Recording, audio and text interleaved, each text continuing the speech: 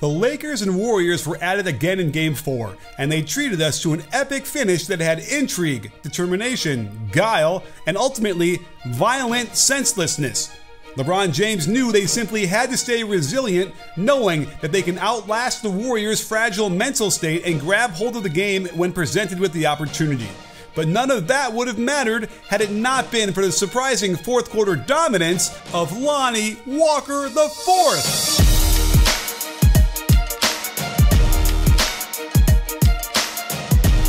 It seems fitting that Lonnie is a fourth-generation Walker considering how unbelievably important his scoring was in that quarter. Without him, the rest of the Lakers went 3 for 8 with 4 turnovers, and they needed every one of those 15 points off the bench. With Curry guarding him, he was supposed to be the guy who set LeBron up by forcing that switch, but at this point, James was a frigid 9 for 22 from the field and 3 turnovers. He quickly gets it right back for a slightly open triple, and this seemed to open the floodgates. We're just a resilient bunch. We just stayed in the fight. You know, it's a 48-minute game, or if it's a 12-round boxing match, and we stayed in there for 12 rounds, man, and was able to pull through. LeBron is absolutely right. If they can just hang in there long enough, the Warriors will present them with plenty of opportunities to take the game. Like Draymond driving for an open layup, but surprising Wiggins with a pass that he promptly fumbles with no one around him. Walker is a serious athlete, and there's no way Klay is going to stop this. This is supposed to be a back screen for LeBron first, but Walker senses he's got a step and just flies off the Davis screen. Love how he catches with both feet off the ground so he can plant the inside foot, but the key is the back foot. The quicker he can get that on the floor, the quicker the shot will be.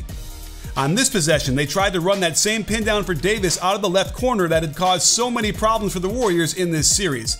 Draymond finally just goes underneath the screen, and the offense has to reset with only 10 seconds left on the shot clock. Curry just about gets the steal, but Walker bails them out with this ISO. A nice crossover into a left-right despite going to his left. Curry rises up with him, but it doesn't matter. Clean through the net.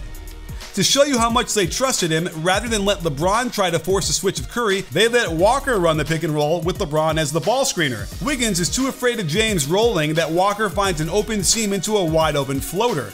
Check this footwork. He does a left foot skip coming around the screen, then an immediate right foot skip to be able to jump off his more natural left foot. Perfect. I was excited to see Walker do so well, but I never imagined they'd swap him into the LeBron James role with under 2 minutes left, running the pick and roll with AD. It was well defended, and LeBron was weirdly unaggressive during this long stretch, so Walker hits Curry with another crossover into pull-up, perfectly defended by Steph, and yet Walker regains the lead for the Lakers. The playoffs are always the highlight of the season, where we get the best execution and highest level of intensity. Add to that, SoRare has a postseason-long playoff tournament. This will be a cumulative league that gets you a total tournament score, with real-life prizes totaling over $100,000 for SoRare managers that finish at or near the top of the leaderboard. Here's the lineup I set up based on salary cap management and previous playoff performance, and I'm counting on you, Marcus Smart, to play like your namesake.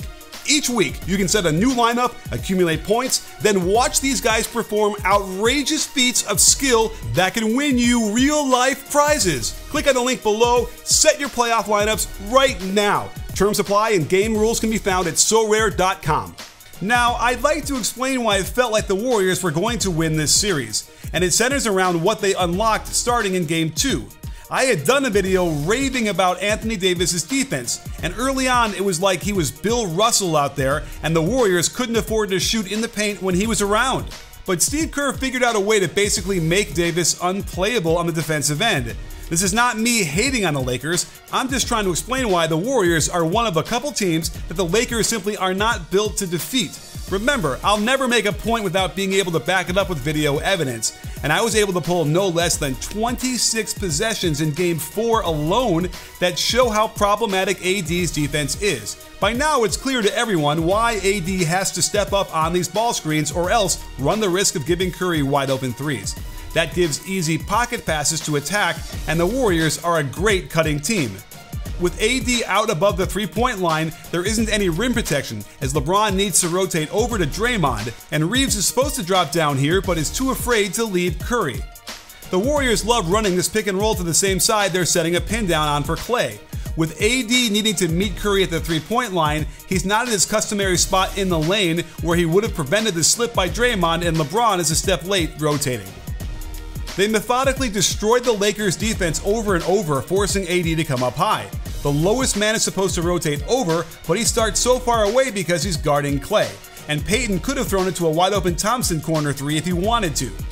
My favorite play is the fake handoff, and again, because it's Curry coming out of that corner, Davis freezes as Green has a running head start on the off-foot layup.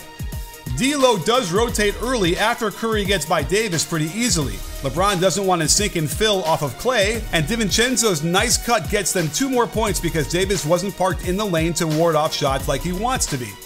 Curry reminds us all what happens when Davis has to switch and guard him on the perimeter, but remember this possession when a similar one comes up at the end of the game. The short roll is key. Curry lures AD up above the three-point line, sneaks the pass in between 2 defenders. There are simply too many Laker breakdowns as the Warriors generate yet another layup. They don't even need the beautiful passing to make this work. Curry can routinely get by him, and if he can jump sideways to cut him off, AD can't block him without fear of fouling. It doesn't even need to go in to tell you how much the Warriors' offense was eviscerating the Lakers' defense. Here's how severe the rotations had to be for the Lakers. Jared Vanderbilt had to get an early help off a very capable three-point shooter. Credit to his contest, but this is still a blown off-foot layup. Watch what happens when Curry intentionally brings LeBron up into the ball screen. He does his expert shot fake into a drive, leaving the Lakers only rim protection behind. And if Curry simply rejects the screen, look where Davis has been left standing. Curry gets right to the basket, and there is no reason why he misses this other than to say that this is what the Warriors do. Make confounding mistakes that end up biting them in the butt in the end. I've been trying to help people understand why so many of the screens set by Golden State are illegal despite the screener moving. One reason is that there just isn't enough contact, as the top line rule for a screen specifies he cannot initiate undue contact. Well, Draymond steps over to set the screen, but the defender squeezes by him, so there isn't any way the ref can blow the whistle. Here's another provocative movement by Green with his pin down, but again, the defender gets by him, so there simply can't be a foul call. And again, on a pin down for Walker, he steps over to get in the path, but Walker gets by him, so there's nothing to call. Compare that to the illegal screens they did call last night, and we'll see a different story. Moses Moody clearly steps in late to the path of Rui, and there's a big collision, easy call. Then Klay tries to set a screen on Schroeder, who runs smack into him, and because he was still moving into his path, it's an illegal screen. But that brings us to a crucial play after Walker hit that nice runner. Draymond sets a pin down to get Klay wide open, and this one got me a little frustrated, as it appears Walker completely flops and embellishes the contact to lure the referee to make this call late in a tie game. I didn't know what to think about this, so I had to bring friend of the breakdown Chip Clark in to help. He's a college referee and on the admin team for Deep Dive Ref, and is an expert on the rules of basketball.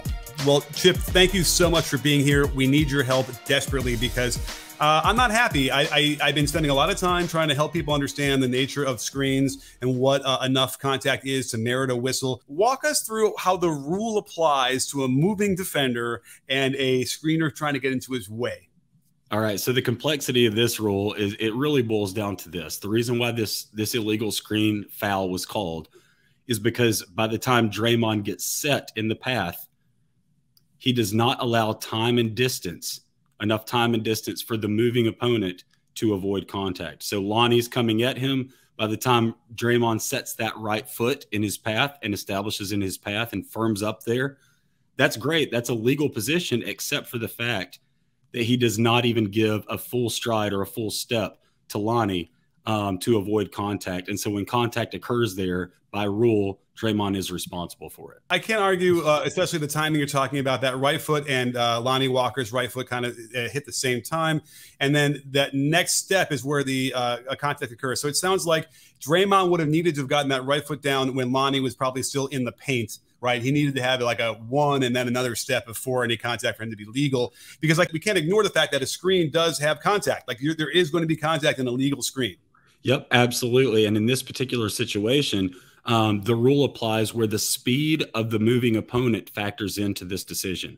All right. So if the player's moving rapidly, if the defender is moving rapidly and you plant right in his path and firm up on that right foot like Draymond did, but you don't allow him to avoid contact. And in this case would be a step or maybe even more than a step because he was moving rapidly.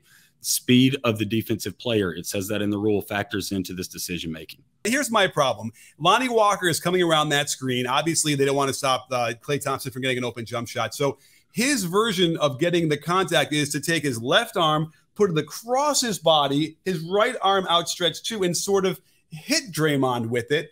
His neck snaps back despite no contact at all in any of that area, no contact down low with the knee or the thigh. And then if you watch it carefully, I swear to God, I see this. I swear I see him push off of Draymond to make sure that he goes in toward the stands, which, again, kudos to him for really trying to make it to sell it. But I just think that at some point you get beyond the level of like what Draymond is doing, and you have to take into consideration what Lonnie Walker is doing. And I get it, man. I'm with you on that too, because I see both sides of this.